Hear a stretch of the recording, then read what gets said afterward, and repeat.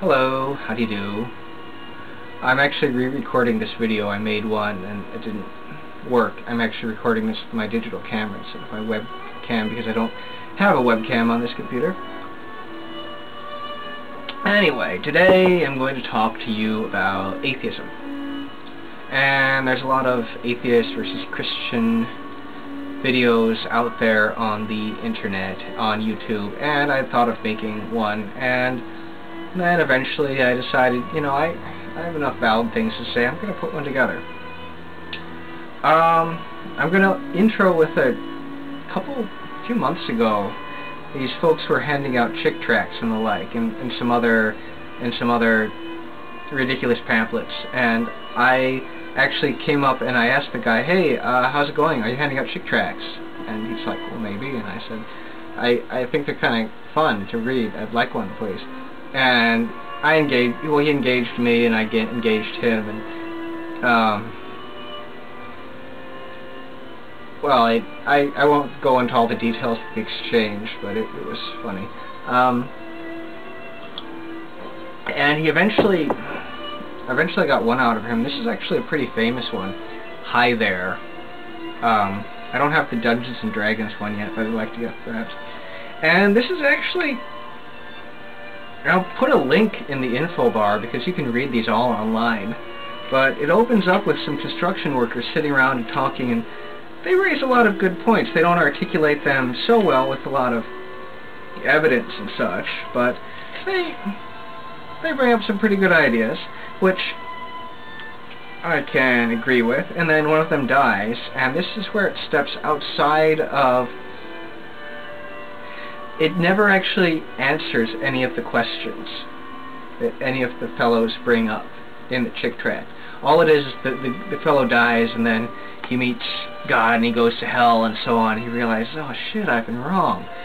And it's funny, because it only makes sense if you're living within the mythology. You have to be reasoning from inside the mythology to have that be valid at all, which clearly isn't who these are written for, or maybe it's written for people who are mildly religious but don't really spend a lot of time with it or something. And it's actually committing the logical fallacy of begging the question, which means you're pretty much just restating your original assumptions in a new form without actually arguing for them.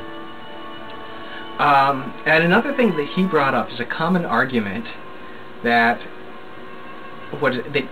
atheists choose to be atheist because they prefer not to be held accountable for things. And, well, I mean, for one thing, that's ridiculous, because it means you actually, if you're an atheist, you actually are held accountable. You have to accept responsibility for things you do instead of just having all your sins forgiven.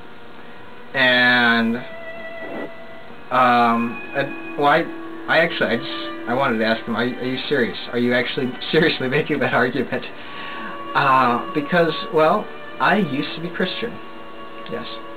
I used to take it very seriously. I was very private about it. I was very secretive about it. I wasn't someone who wore it on a sleeve. In fact, I thought most of mainstream Christianity was... I'd gone to the youth group, and I wasn't really interested in the singing or all that. I was the kid who was off talking to his pastor off to the side, you know, pointing out things in the Bible and theories he had, and cross-referencing things, and how does this make sense, and all that sort of thing, and, you know, writing prayers and that sort of thing. And I kind of meandered. I didn't meander away from it entirely. I just sort of accepted it as being somehow fundamentally true, like if you read a lot of medieval books where they just assume things, and it wasn't like a celebration of blood or anything. And I started doing a lot of research when I got older, because I knew from the Bible that there were a lot of things that Christians ignore, that they simply got wrong. And any evangelist who's starting his own sect will tell you that Christians get it wrong, most people get it wrong, but I have the true answer. And I didn't have the true answer, but I was looking for the truth.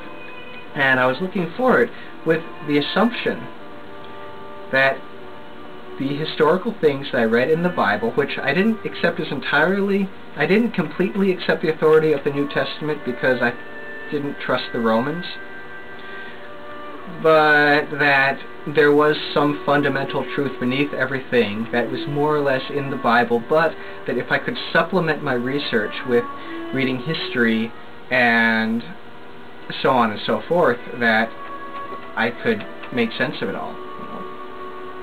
So I did, and I read everything with a very intellectually honest attitude.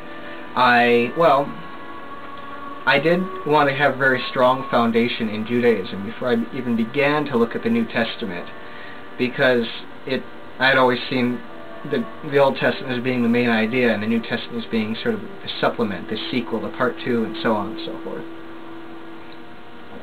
The continuation. So I studied the Talmud and the Torah and all that sort of thing, and I had this goal in my head of learning Hebrew and learning Aramaic and learning Greek and traveling to the Middle East and looking at the original manuscripts and documents and so on and so forth. But let's just say that over time I started to see a lot of issues with the New Testament,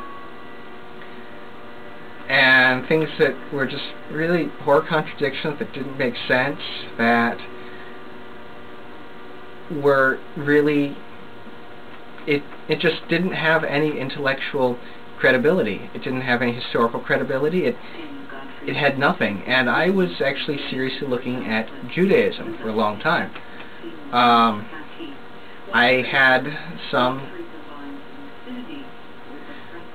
I wasn't very happy because I read about the genocide, and I read about all the things you had to do to serve a God that maybe you didn't really want to serve, and it wasn't, if you question the genocide and the horrible things in the Old Testament, just give it a good read. Give it a good read.